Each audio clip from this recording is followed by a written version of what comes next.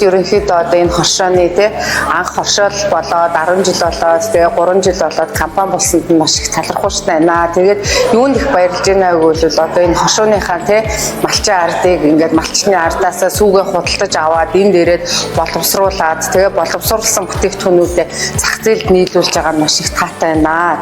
Үйлдвэрлэлийн явцаас маш таалагдлаа. Яг ингээд бас ийм одоо Монгол гараар гэдэг тий тэр нь бас их таалагдж байна. Тэгэхээр ерөнхийдөө бол 20 гаруй төрлийн үйлдвэрлэж байгаа бүтээгдэхүүн амт чанар маш гоё чихэрлэг хүн идэхэд том хүн жидсэн хүүхэд жидсэн их таатай байна.